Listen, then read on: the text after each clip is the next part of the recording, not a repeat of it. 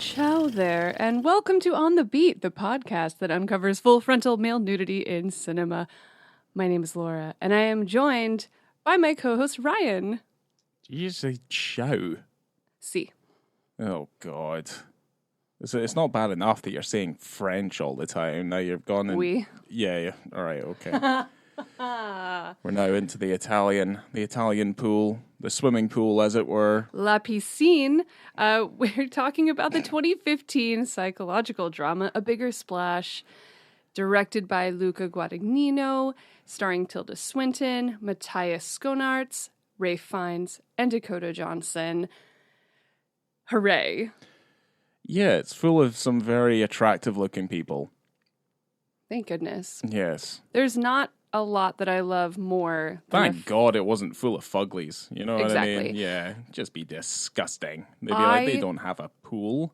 They'd be sinking to the bottom of that pool. Love a film with good-looking people relaxing by a pool, which is probably why I also love Call Me By Your Name so much, which does not have a penis.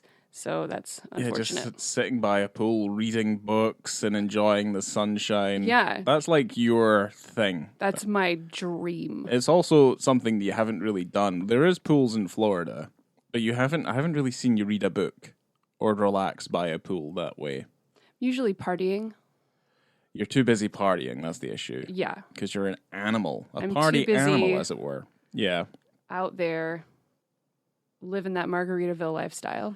I am kind of like Tilda Swinton in this movie in that I quite like the silence and I quite like the peace and quiet. And unfortunately, I'm Ralph Fiennes in this film. You are, yeah, Quite a crazy. bit. Yeah, crazy Hattie. Yeah, he is a force of nature through the course of this movie. He is one of the standout roles, but also it's like he is the forebearer for the breakneck pace that this film goes at. And I guess as we get into this, I'm going to figure out if I like that or not. I do.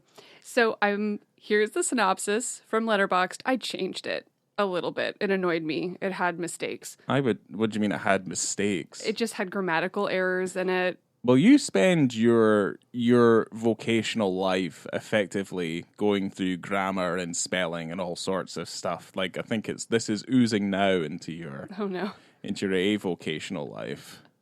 I'm not an editor. I am an archaeological report writer, but so you do. I do that. I do go through people's grammar. I go, oh, that doesn't sound good. Yes, you do. Oh, we gotta fix that. I can point out mistakes on signs from far away. It really bothers me. Spelling errors. God. Okay, here we go. Yep. Paul and Marianne spend their vacation in Italy and experience trouble when Marianne invites a former lover and his teenage daughter to visit, which leads to jealousy and dangerous sexual scenarios. Yeah, so there's issues I have with that synopsis in general. I know, and I even changed it, but I didn't change the base of what it's saying, which I don't think is good because you don't know that Penelope, played by Dakota Johnson, is a teenager. No, you don't by that point. It's one of the I guess like one of the crucial plot points to the movie is that when that happens. There's not any dangerous sexual scenarios either. You have the young Dakota Johnson flirting with the boyfriend. Yes. Is he a boyfriend? The boyfriend of Tilda Swinton. What's his name? What's the actor's name? Matthias Schoenaerts. Right, okay. She's playing it saucy with old Matthias. But yeah, I mean I would say that like there's danger on all fronts when they come in. Obviously a little bit more on the side of Harry. Like Harry's a kind of veracious character. He's got a lust for life, a lust for women, and a lust for Tilda Swinton, which I can't deny him that. Yeah. I also do. Just jump into the fire, that Harry Nilsson song, which you hear quite a fair amount in this movie. Although it's not used as iconically as it is in that helicopter scene in Goodfellas, which I think it's oh, shit. it's incredible. It's iconic in that. in that movie. But it's nice. Yeah, it's nice to hear about Harry Nilsson jump into the fire. That's a good song. The standout song in this is definitely Emotional Rescue by the Rolling Stones. Yeah, I guess if you're a fan of the Rolling Stones, you're in for a treat. If you're not a fan of the Rolling Stones, you get to see Ralph Fiennes dance to it like a maniac, and it's amazing. He's got quite a fair amount of Big Daddy energy going on. It was hot. Yeah, I liked it. Yeah, the story's told kind of two separate ways. It has a bunch of flashbacks and stuff to try and characterize, bring a little bit more depth to the relationship of these characters, certainly between Tilda Swinton and Ralph Fiennes' characters. But the thing is that from the off, Tilda Swinton's character, she's completely ruined her voice, so she's not able to really communicate for the majority of the movie. She's a David Bowie-esque rock star. And he is a manager and producer, or maybe he's just a producer. And then she falls for his friend who's a documentarian, right? Yes. Documentary filmmaker. Mm-hmm. And then you have Dakota Johnson, who shows up as the long-lost daughter of Harry, the music producer, right? That's the story that doesn't really get given a lot of either clout or a lot of kind of headroom. And certainly for a film that's like 2 hours long, I was expecting maybe a little bit more than what we gave us there. But you hit the nail on the head with everybody else. It's kind of like showbiz. It's like incestual showbiz kind of like relationships and stuff. Everyone's fucking each other. And it's like passing this person off to this other person because they're tired of them. And yeah, it's that kind of Harry level wants of vibe. Marianne back, I guess. Or maybe he's just jealous because someone else is sleeping with her and that annoys him because he seems to get anything he wants all the time. Based on how his character is, he's quite abrasive. He's incredibly forceful. Magnetic, though. Very magnetic. Everyone seems to show up every time he talks, like he just brings crowds in. There are plenty of shots, and I do like what Luca does here, where it is just a close-up on this motherfucker's mouth, and the guy won't shut the fuck up. And he's incredibly brash, and he's very brave, and a lot of that will come into play as the film continues, as it develops. This is our first Luca. This is our first Guadagnino, yeah. So we get to speak about him. Yay! At relative length. Fan. I'm a big fan of his. Yes, I've not seen as much stuff of his as yours, but we'll have at least one movie that we both love from Luca Guadagnino. Luca Guadagnino. He's an Italian film director and producer. His films would be characterized by emotional complexity, sensuality, and sumptuous visuals. I would say that his films do have quite a level of depth in their cinematography. Bigger Splash is it looks nice. I have issues with like the editing, and we'll get into that. But I don't like the editing that much. But in terms of like his feature film projects, we have Protagonist from 1999, we have Melissa P from 2005, I Am Love from 2009, A Bigger Splash in 2015, Call Me By Your Name in 2017, which is obviously the standout from as far as I'm concerned. Suspiria 2018, Bones and All from 2022, Challengers 2024, and Queer 2024. Challengers and Queer still to, I think at the time of this recording, still to be released, but Challengers comes out literally within weeks. I think Challengers comes out the day that this comes out. Right. So maybe hold on to your butts on that one. Potentially. Again, we record well before the time that these release. So not that's too why far. Yes, not too far. But we try our best. I've got a list here of like frequent collaborators. There's not an awful lot on Luca, really. I think he's an incredibly solid filmmaker. I think he's made some standout films. Albeit obviously his filmography is not incredibly vast. But yeah, I could knock out some of these names, and then people might people might recognize him, they might not. Walter Fasano, who's an editor, Marco Morabito, who's a producer, Francesco Mezzi Diazir is a producer, Giello Presanti is a costume designer, Marco Costo is an editor. God, this is going to be hard. This is a cinematographer. Oh dear. Sayombu Mudiprom Okay. is a cinematographer. But yes, you'll notice a lot of those names shorn out quite frequently. But yeah, like I said, I think "Call Me by Your Name" is one of the standout pieces. But I don't so much think that that's like a Luca Guadagnino movie, which is fine. I always think "Call Me by Your Name" is more of a James Ivory picture. Those two should do something together. I know that it didn't work out with "Call Me by Your Name," but the bones were there. The bones and all. Oh dear. Oh God. Yeah. That I didn't love as much. "Call Me by Your Name" I could watch anytime. I think it's in my top 4 on Letterboxd. Every time I log it, I go, oh Jesus, I've logged this like 10 times. Yeah. It's just kind of gross now how much I love that movie. "Call Me by Your Name" is just a very good, but it's also "Call Me by Your Name" is a fantastic example of how cheated we were in terms of a movie that's not only a gay movie, but it's also a movie that's full of sex, but you do not see any wiener whatsoever. If James had it. Which is weird. I'm going to say is if James had it, but then we have Luca who doesn't shy away from it either. So. No, that's why we're here, technically. Yeah. Yeah. Interesting. Let's get back to the pool, Laura, before the sandstorm hits. Speaking of the pool, this film was inspired by Jacques Duray's 1969 film La Piscine, which I watched the whole thing the other day. So I watched It's been on my watch list for ages. I watched some of it and I fell asleep. We It's usually drank what happens. all day that day. It was a Sunday fun day, and then I came home. I go, let's watch La Piscine. Yeah, it's like the worst. Yeah, the worst possible choice is. But it's another. I mean, obviously, it's really good-looking people hanging out by a pool and having a nice time.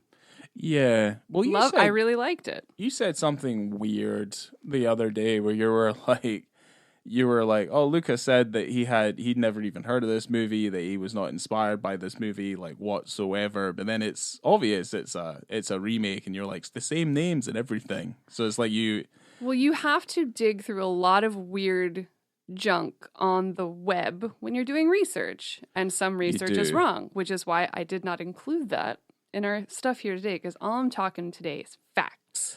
Good. I'm glad. Did you find that on IMDb by any chance? Because that's certainly where a lot of the crimes take place. Yes. Is people just make up flagrant lies on IMDb. Well, you go deep, because if there's a lot of trivia, you go really deep. I'll sometimes look at the trivia, but then I research that trivia. That's true. Because I am also a researcher. You are, yeah. By trade. You're much better at it than I. I'm someone who, stuff goes in one ear, comes out the other, and then I look nice looking images. And as long as they're put together well and the story's interesting, I don't really care. You like your moving pictures. I do like my moving pictures. I'm like a moth to the flame, or then sometimes I'm like a magpie to the silver screen. Holy shit. I know, that just came out of fucking nowhere as well. Yeah, I'm so smart. Here we go. Square Bear time. Square Bear. The film is named after the 1966 David Hockney painting by the same name, obviously, because it's named after it. Yeah, huge painting. Yeah, at the Tate in London. I've seen that painting, but certainly not to obviously mix the film up with another movie called A Bigger Splash, which was directed by Jack Hazan in 1973, which is effectively on the creation of that painting. Yeah. But yes. It's a series of 3 paintings from when David Hockney visited Los Angeles, and he goes, everyone has pools here. So he was doing these big, beautiful paintings of pools. And the other 2, I believe, are in a private collection, but that one is at the Tate, which I'm excited to go see whenever we go visit. David Hockney plays himself in that movie. I would recommend. I'll check it out. I would recommend probably watching that, because I think I've seen it before. I just can't really remember it too much. I do like Yeah, I do like his pictures of either like the bigger splash and obviously there's one thing it's just called the swimmer, or it's like swimmer 1, swimmer 2, I think it is. I'm not too sure. Yes, Yeah, it's really I pretty. would. Yeah, if you're in London, I would suggest going to the Tate because it's worth going to see anything at the Tate. Actually, Yeah, I'm not. Yes. I'm more of a natural history museum type of person. okay, You know, or just God forbid. seeing all the stolen items at the British Museum. Of course. Yes, the products of colonialism. Yes, aye. Let me see Exactly. those Elgin marbles. So I haven't been to the Tate, so because I don't usually go to art museums. Oh, for God's sakes. Anyway. Like, So the film starts off at Marianne Lane's concert scene. So that scene was filmed at the San Siro Stadium in Milan. They shot it in front of 70,000 people, and it was during the show of Italian rock star Lorenzo Giovanotti. So Tilda Swinton has a mutual friend with Giovanotti, and so they had an agreement to have her come out before he actually got on stage Okay. for like 15 minutes so they could shoot that scene, and they asked the audience to just shout Marianne Lane before he came out so they could get that. Okay. Yeah, I wondered how they did that because, yeah, that looked incredibly real. It was. That is insane. Baby, that was not movie magic. That was just, Magic. well, I guess it was movie magic. It was planning, It was production. production magic. Yes, it was produced. Yeah, okay. Yeah, because the film does jumps back and forth within the story, like I said before, to try and lend a little bit more depth to just the relationships between these characters and like specifically how they met and how I guess those relationships they started to kind of fall apart. Well, specifically Marianne and Harry Yes. being her producer. Yes. And how they did drugs together and how they were very compatible sexually and how she broke up with him. Yeah. Stuff like that. Mm-hmm. And if you were talking about editing, and I don't know if this would be part of the editing, but I don't think they needed any of those. I don't think they needed any of those flashbacks, personally. No, maybe not. Because I get it. Like, they have a really good chemistry. So I could see them having a history, and I can use my imagination. I don't need those, personally. No, you're right there. I'm not mad about it. I really like this movie anyway. She had, If I had one criticism. Well, she had an office space that had, it was full of photos and stuff like that, which makes me kind of think, like, is this their holiday home or is this like this is like their getaway place? Because, like, there was photos and their own belongings, like, everywhere. It's interesting because Harry also mentioned that she was wearing all of her mother's clothes. So she was Yes. going through her mom stage. Okay. And there was a picture of her mother on the nightstand. Right. But this all might be a part of something deeper, actually, because Tilda Swinton's mother had passed away in real life before they shot the film. So she had been saying no to project after project for a long time because she was in mourning because her mother had passed away. Of course. So that was the actual seed from where my character's not going to speak. Okay. Because she just didn't feel like speaking and she was having, she was sad and having a hard time. And so that's where she came up with the idea, what if Marianne doesn't speak? What if she's a singer and she had surgery and she can find another way to communicate? And I think that kind of helped her through the mourning phase. But potentially that's where a lot of the mother stuff could have come from, wearing her mom's clothes and stuff like that in the film. Yeah. That's a guess, but her mom did actually pass away, so. I mean, it just kind of shines a little bit of a light on that synopsis. The synopsis is kind of, it's different from the some of the featurettes on the disc that we have. They're awful, by the way. And this movie is not, it's not hard to find. You can rent this film. It's not streaming anywhere. I do think there might be a reason for that, which I'll talk about a little later. But it was hard to find on physical as well. Really difficult. Yeah, even to the point where the physical copy we have is like the bog standard, like Blu-ray, DVD, double disc set. Yeah, you find it in a Walmart bin, and you go, "Oh, Yeah. I haven't seen this." It's one of those. Like those old DVDs where they only have the trailers or stills from Yeah, the film. a gallery. There's more featurettes on YouTube. Yeah, So there is. Yeah, the big issue I had was that some of the featurettes, they're like for advertising space. Basically, they're only like 30 seconds long. it's like they got them when the film went to Venice, and they just filmed them, and then just popped them in the DVD. They didn't do any more work. Pretty much, yeah. But that's just okay. like. You- Sorry, Johnny. Yeah, no, like little press junket things for their press packs and things like that, which are, they're kind of just, they're just kind of what they are, a little bit shallow. But some of the information you get from them is slightly different from that synopsis. So you're kind of, I was reading into what they were saying as well as I was like, oh wait, okay, so there is also this as well. So yeah, it changed a lot from did, concept to delivery, But I think that also has a lot to do with how Luca and Tilda Swinton have worked together so many times, and they have a really great rapport. So they could kind of bounce ideas off of each other. And I think that happened a lot through the filming as well. Okay. Just best friends being best friends.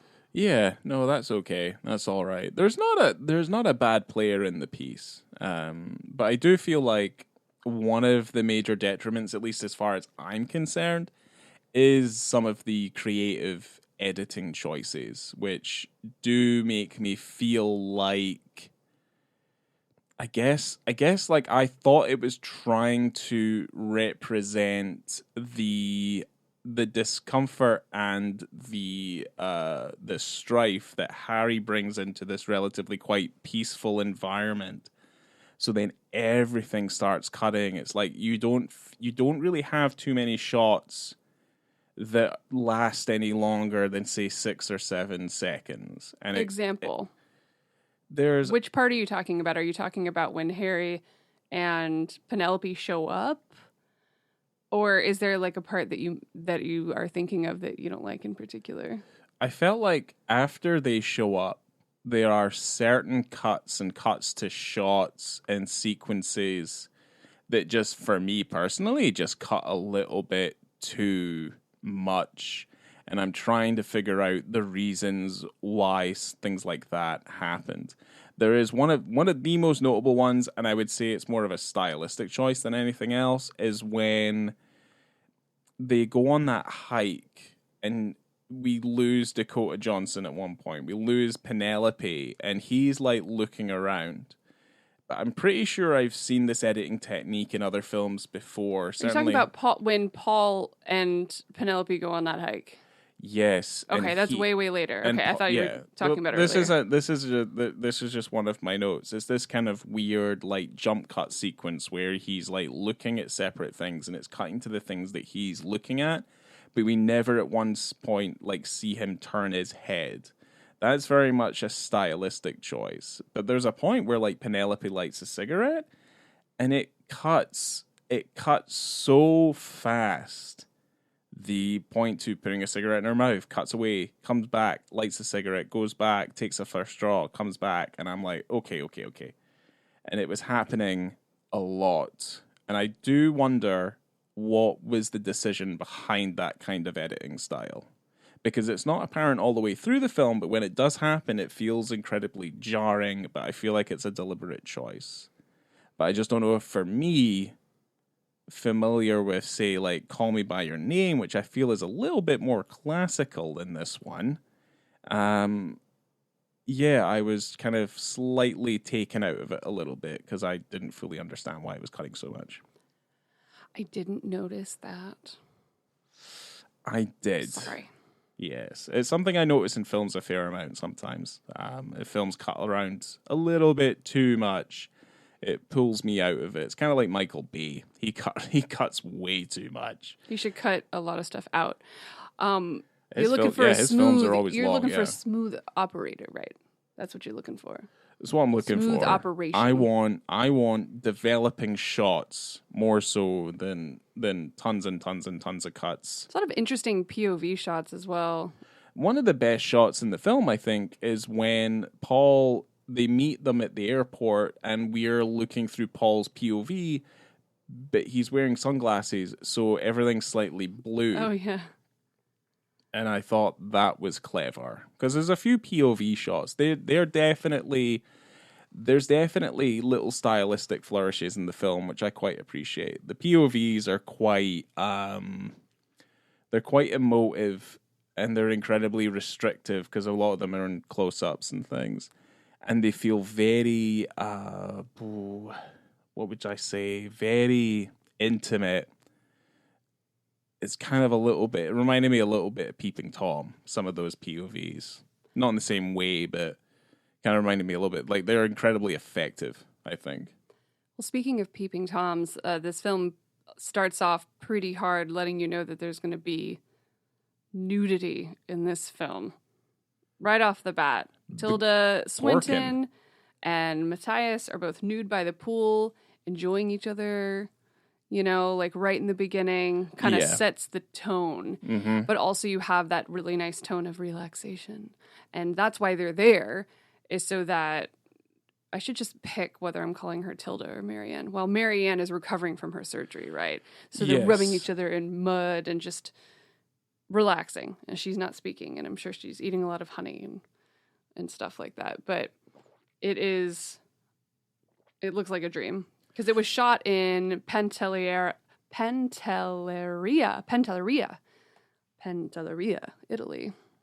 Yeah. It's a little island southwest of Sicily. Yes. Kind of off the coast of Tunisia, I believe, just off the coast of Africa. Yes. So and I do think contextually that them being naked and doing that makes sense to me. Like that whole my gosh. Yeah. If I am in a villa in Italy and I'm up on a mountaintop and no one can see shit. Yeah, I'm not wearing clothes. I am getting Yeah. a full tan. I am swimming. I am enjoying life. I'm eating fresh fruit.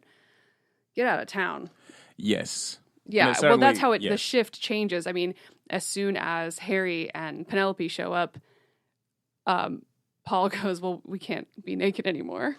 Yes. And Which I did is funny because they aren't, but Harry is. This film reminded me a little bit of Sexy Beast, where Don Logan turns up and it's like he is just a force of nature. He will not take no for an answer. He is abrasive. He is charming, but at the same time terrifying. But Harry's not scary at all. No, but he is. He's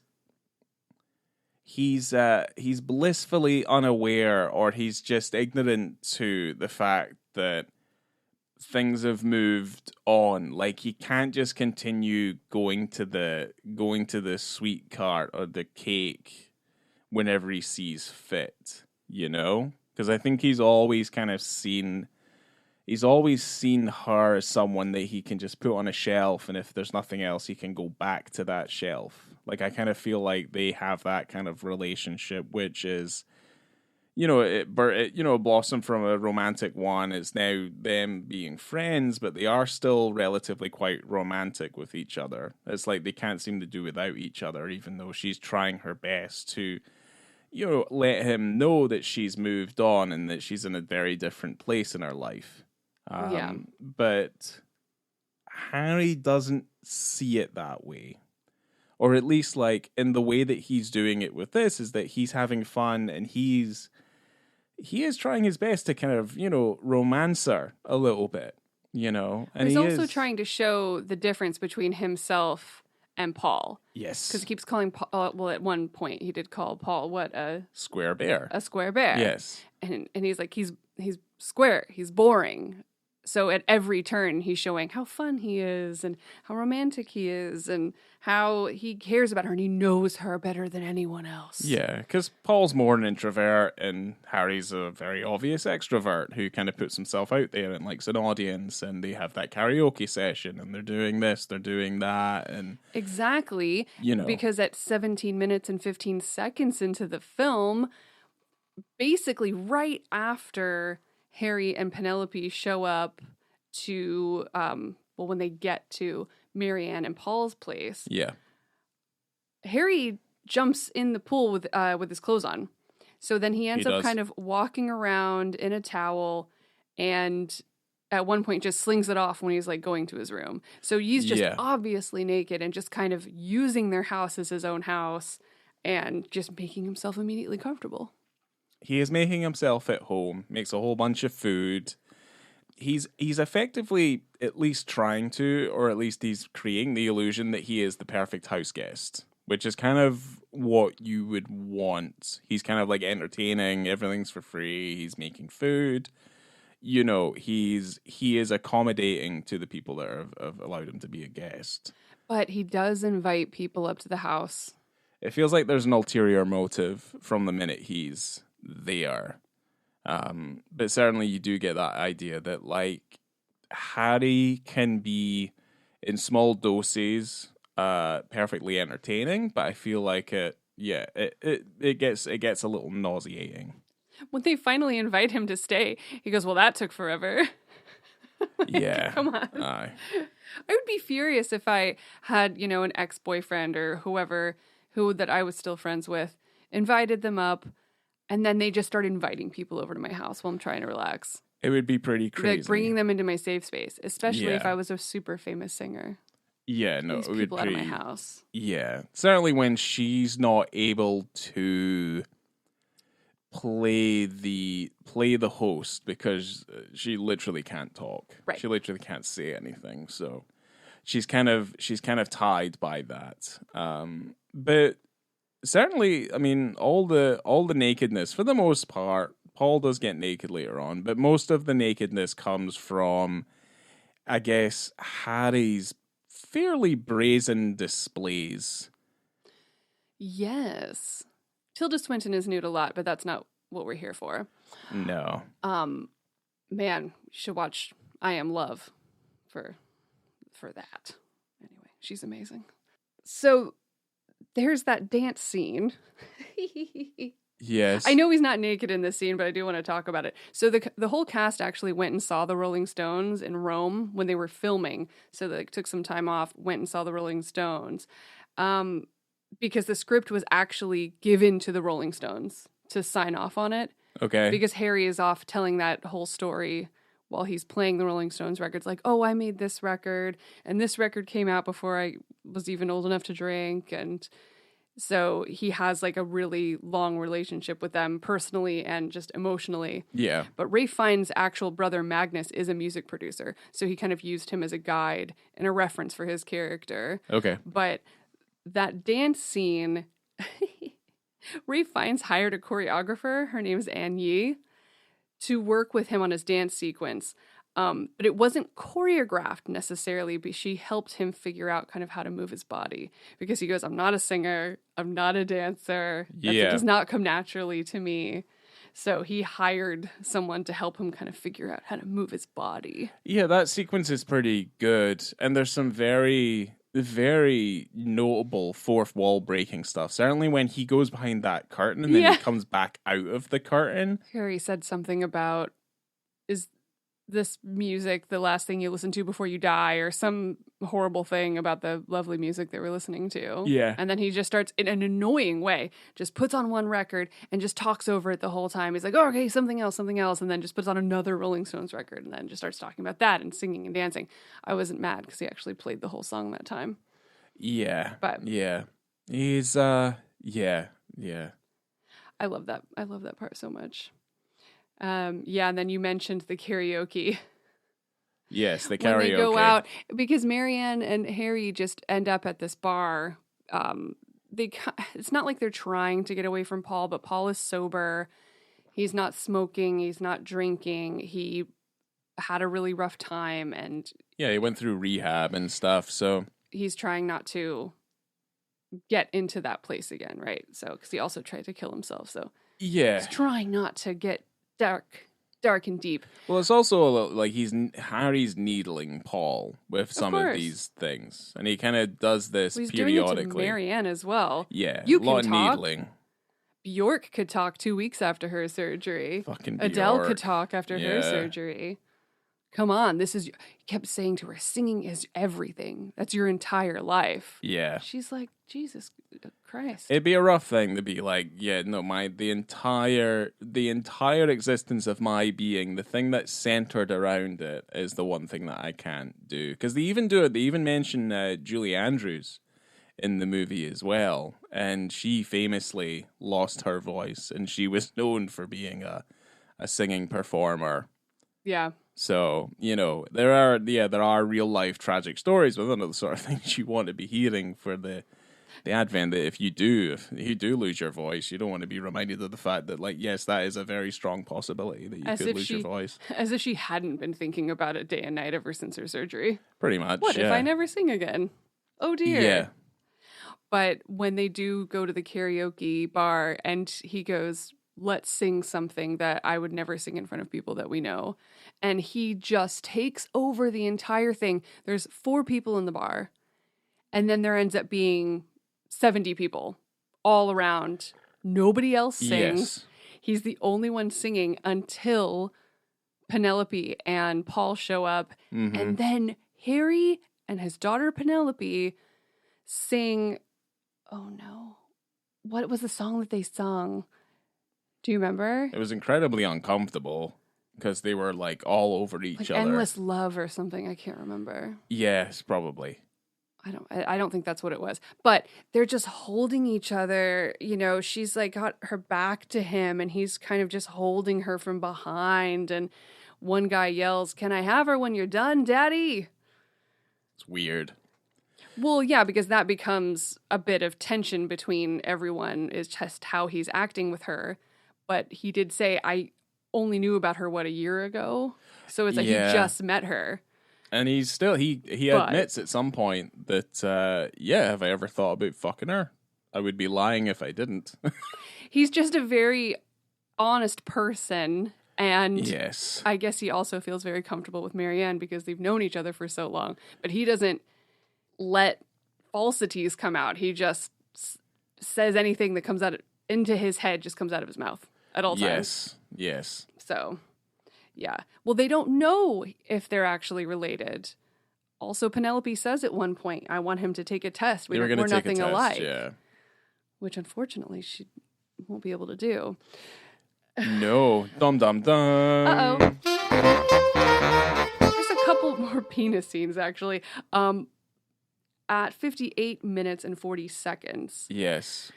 So this is the point where... Well, this is a scene that also repeats again, right? Because it's when the car gets stuck. Yes. And then he's driven back. And then he just he drops trow. He just drops trow and dives into the pool, the full of day. And this moment is repeated again when him and Paul have the argument. So I guess like everything's kind of come to a head. Like things have started to happen. Everything happens around La Piscine. Both opposing couples have had some level of like sexual altercation. Or just sexual tension. I do not think that Paul, it never is explained, and I think it's knowingly ambiguous, though. Yes. The same way in La Piscine. Ambiguous. You don't know. Yeah, I think that Paul wouldn't have done it at that point because he was sober still. And, Penelope just before getting naked in front of him was like, want to see me do a handstand? Like, it's not giving a lot of sexy energy. A lot of the things that she does. No. She is a kid and acts like a kid, even though they don't know how young she is yet. Yeah, she does act like a child. But of course, doubt is there. We don't know. I think the fact that the doubt is there makes it more interesting. Because nobody ever says, no one ever admits or denies. And yeah, then you do have Marianne and Harry having a moment as well. They have a little bit Just of a... didn't seem sexy. Well, I don't think it was meant to be. It just looks sad. Yeah, it did look sad, and it was sad because it didn't conclude. That's always the sad. It was just part. kind of sad. Yeah, and everyone's crying. Paul knows his way around Marianne. She seems like a happy lady. So yeah, but Paul. they have their altercations. Harry's gone out drinking. He's come back. He's brought the truck back. Paul's outside, and yeah, they start with a conversation that... Gosh, yeah. Where do you even start? Well, here's the thing. Harry jumps into the pool again. Yeah, he's completely naked. Takes all of his clothes off because he wants to have a nighttime skinny dip.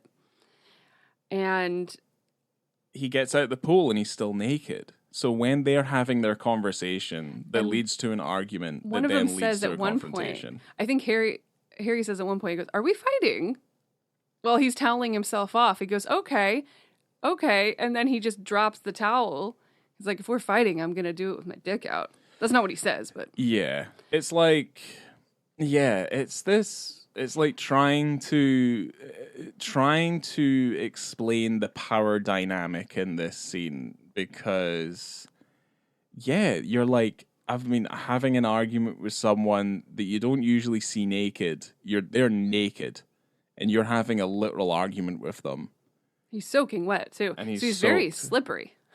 He's slippery, very slippery, yes, physically and argumentatively slippery man. Yes, but yeah, it's as much like it is set at nighttime. So, but there's not really anything being hidden here. But I think it's the fact that like they're having this full on argument.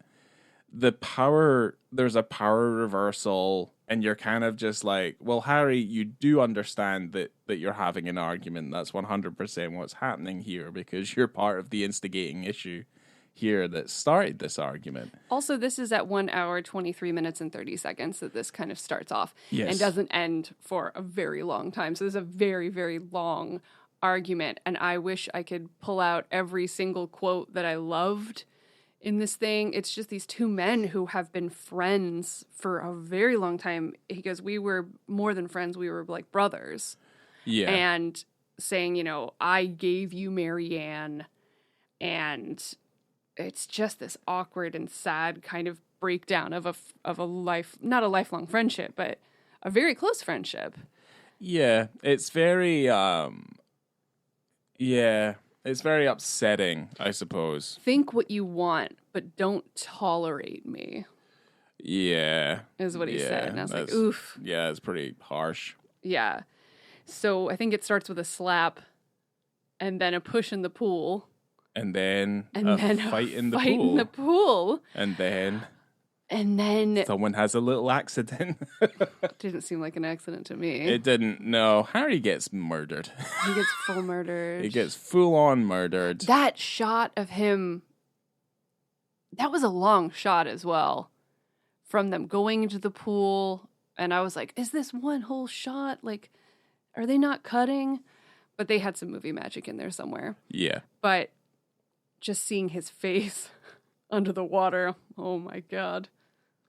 It was intense. He sunk like a stone as well. He sure did. Yeah, he just went bonk right down at the bottom. I don't think he tried hard enough. I think that he really was trying at first. Yeah. But he only blew into his mouth 3 times.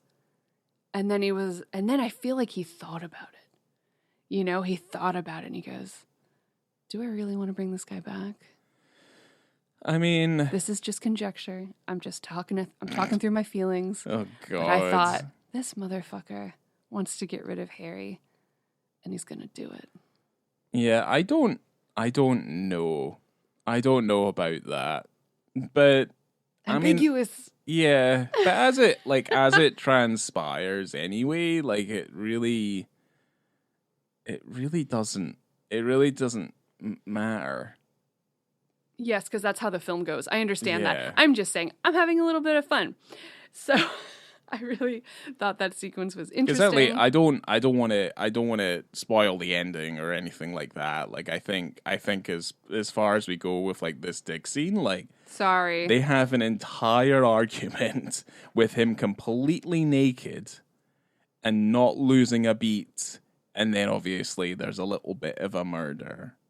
There is a further Dick scene there. It's incredibly brief, but it's like after the death and Paul goes to bed. It's about 10 minutes later. It says an hour 31 and 28 seconds.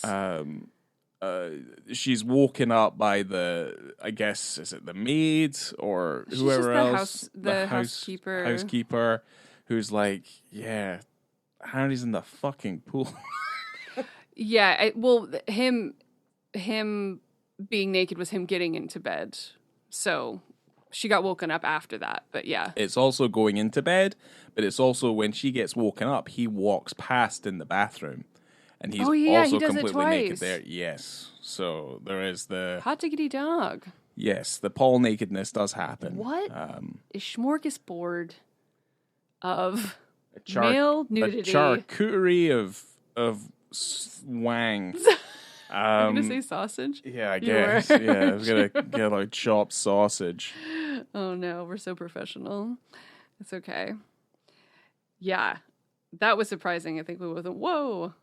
Also, when they cut to Dakota Johnson down by the lake, we went, whoa. Yeah, we both went, oh. Almost weren't expecting that. Oh, Jesus. There she is. Yeah, well, it's not the first time we've seen Dakota Johnson, like, naked. You see her naked in those.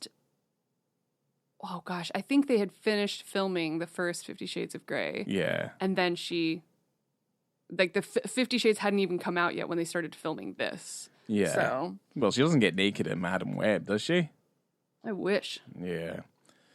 She is beautiful. Yeah, she is. Her and Tilda beautiful. Swinton. Oh, man. Both of them. So Dakota Johnson's hair now is what I want. And then, like, Madam Web, that's the kind of hair I want. But then also Tilda Swinton's hair in this movie is what I want, and they're very different. Can't have both. No, you can't have both because one is incredibly shorter than the other. Like quite a bit. Yes. Quite a bit.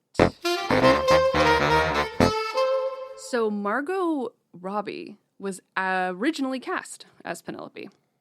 Huh. Dakota Johnson came in very late after everyone else had been cast because Margot Robbie had had a shooting conflict with The Legend of Tarzan. You remember that movie? Fuck yeah, I do. You do? Yeah, I don't. She played Jane. She sure in did. That movie, yeah. Maybe I should watch it because isn't it's not middle good. Skarsgård or is it oldest Skarsgård's son Alexander? Is Tarzan potentially? Yeah, isn't that like? Well, no, it's not like it's like Tarzan after the main Tarzan, or is that like? I don't know the story of that Tarzan. I've never seen that motion picture. It's not Greystroke, that's for sure. It's not that shit. No.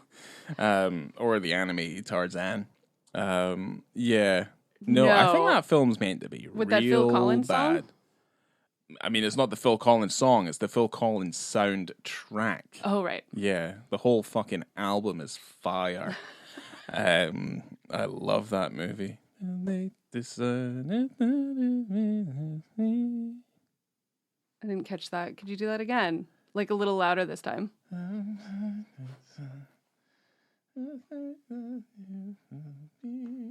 Wow, get this guy a karaoke mic. He's going off. Luca received a Lifetime Achievement Award at the Gothenburg Film Festival in 2022, so very, very recently. And instead of doing a retrospective, which he said, I don't have enough to do retrospective, don't do that, he decided to recut A Bigger Splash into a 195-minute cut, which he called an even bigger splash. I'm not lying. Okay. This is true. Right. He screened a cut of it at the Gothenburg Film Festival without any effects or mixing. And at the time, he was working on finalizing it with new songs and effects and planned to screen it at some small festivals before releasing it to streamers. It was expected to come out last year in 2023, and it did not. I haven't seen any updates about it Okay. recently, but the 10th anniversary would be either in 2025 or 2026, depending on. I think it actually got released in American theaters in 2016. Yeah, it's 2016. So maybe he's waiting for that. Maybe because he's really into it. He's got new music, new songs, everything. He's like obsessed with it. So if I were him and I'm like, oh, I'm really close to the 10-year anniversary of the OG, maybe I'll just wait. But I don't know. Right. Maybe Kino Lorber will pick it up and with all new extras. I just don't know if we need a 3-hour version of that movie. I mean, I'd be interested in seeing it. I would watch it for sure because maybe you'll just have more lovely, relaxing pool scenes and like fresh fruit and delicious salads. Maybe some of the breakneck pacing is taken out a little bit because the film itself is also a little too long. It's not boring, but it's also, I'd say, it's a little too long. Fresh ricotta cheese. Also, yes, there is that. Yes, you want to see. Yeah, you want some Italian neorealism right there. You want to see her making the ricotta cheese from scratch. Yes, and I want to see them feed each other. I want to see them eat full meals. Yeah, I want to watch that for 3 hours, and then I want to go on vacation. Oh, there was a cameo from Luca. He's the documentary crew guy, yeah. He's in the documentary crew. Oh, thanks for stealing it from me. Yeah. I told you while we were watching it. You did, but you didn't have to. That was your mistake. Well, you didn't know he was there. You didn't see him. No, I didn't see him, no, because this was the first time I'd seen this movie, so. I love this movie. Ratings. Visibility and context, my friend. 5 out of 5. I hadn't seen it since it came out, and it's been quite some time. And I didn't remember all of it because it's been hard to find, so I haven't seen it. And me, oh my, that fight scene is incredible. Absolutely incredible. It's interesting as well. I was watching some interviews with Ralph Fiennes, and they kind of asked him, and they asked Dakota Johnson, how do you feel about nudity? And Rafe was really, it's like he doesn't care. He has no qualms about it. This isn't the first time he's been naked on screen. Of course not. He doesn't. He's a cool guy. He doesn't care. I mean, he has sex with airline stewardesses on airplanes. Like, he's in the Mile High Club. Rafe is a rake. Yeah, I know. I told you about how my ex-boyfriend broke. One of his arguments for breaking up with me, or we got it in an argument, was because I was really into Ralph Fiennes at one point. Oh boy. I'm always into Ralph Fiennes, but he was wondering why I was so into him, and he goes, "Why? Do you want to go fly to Australia and try and fuck Ralph Fiennes on an airplane?" And I'm like, is he just always on the airplane? Like, is he always flying to Australia? He's always flying, yeah.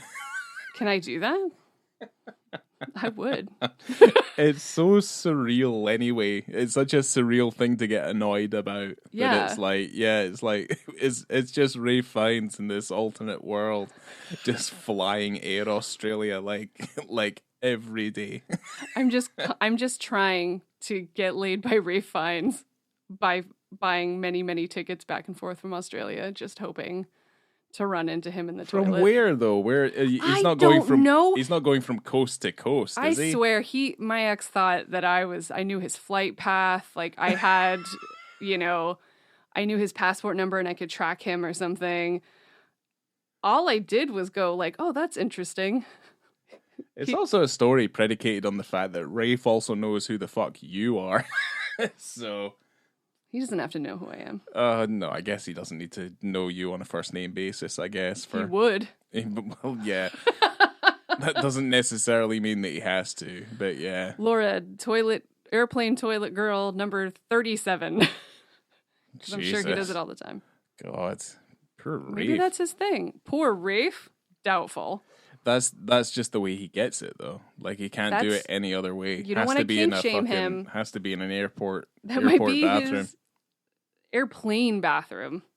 Yeah, that's what I meant to say. Okay. Yeah, airplane bathroom. Maybe that's his kink. But I digress. He lays it all on the line. Oh, what was I saying okay, sorry. He said that in terms of being nude on film, that you have to have at least in your contract, have final say on the shots. So he doesn't care. He just wants to make sure that he likes the shots that are chosen for the film. And he has final say because he doesn't want to look a certain way. So that's what he said. Dakota Johnson had a little bit more, she goes, well, it's my character, right? And if that makes sense for my character, then I'm an actor. That's my job, and that's what I do. Yeah. Rafe's like, I have it in my contract. I want to make sure I look great. Yeah, I mean, that makes sense. That does make sense. I just thought that was a funny contrast, but it's, I don't know, you guys will see it. It's really great. 5 stars.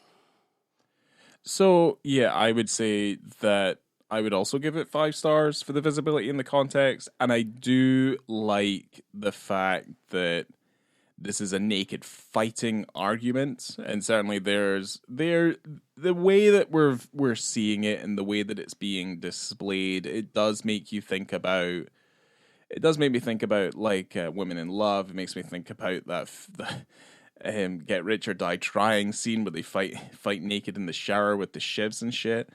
Eastern Promises, but they're at least those last two that I said, they're very cinematic, you know, like that sort of thing doesn't really happen very often in real life. Naked brawls?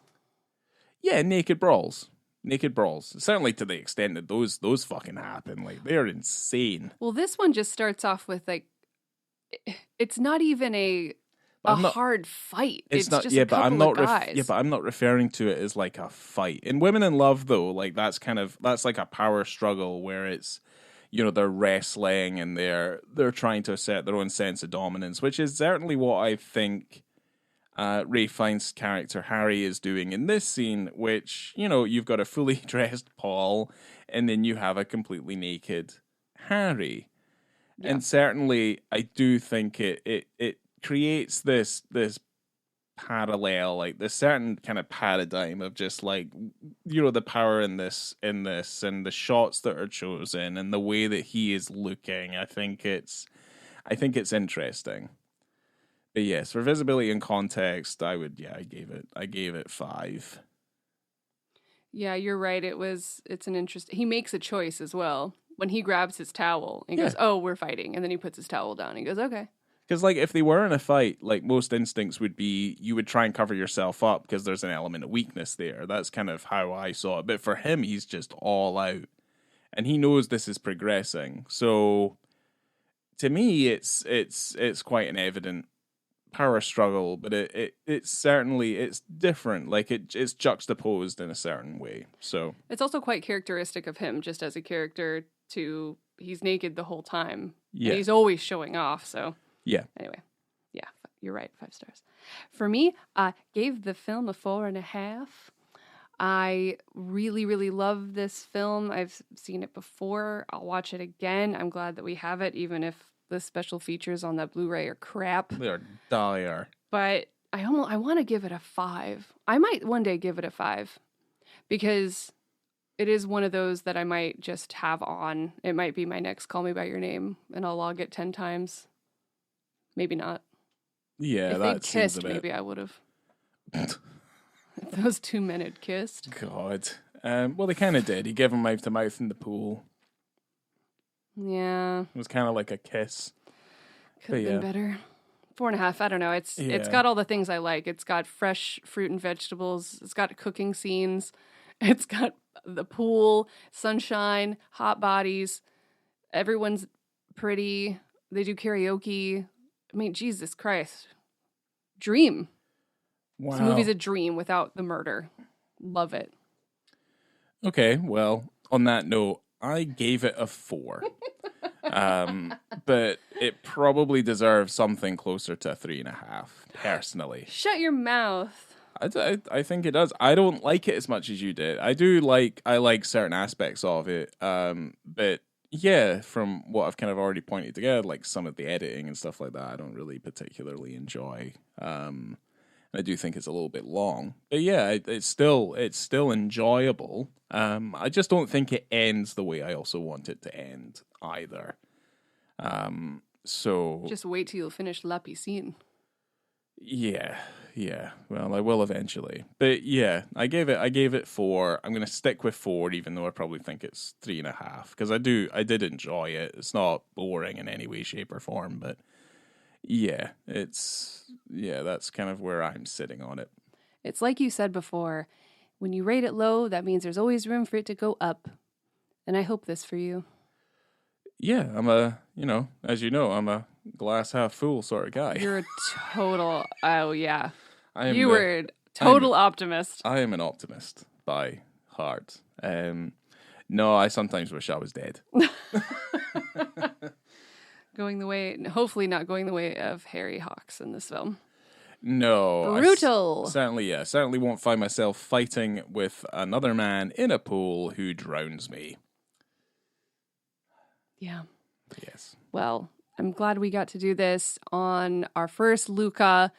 Hopefully not our last Luca. I'm looking at you, challengers. And coming to you from Pantelleria. Okay. I couldn't really think of any other thing to put, so there wasn't a lot of... I would have just said, coming to you from La Piscine. Shit. Coming to you from La Piscine. Piscine. Piscine? La Piscine? La Oh Piscine. my god. Yeah. I have been Laura. I'm still Ryan. Ciao, Bella. Cheerio.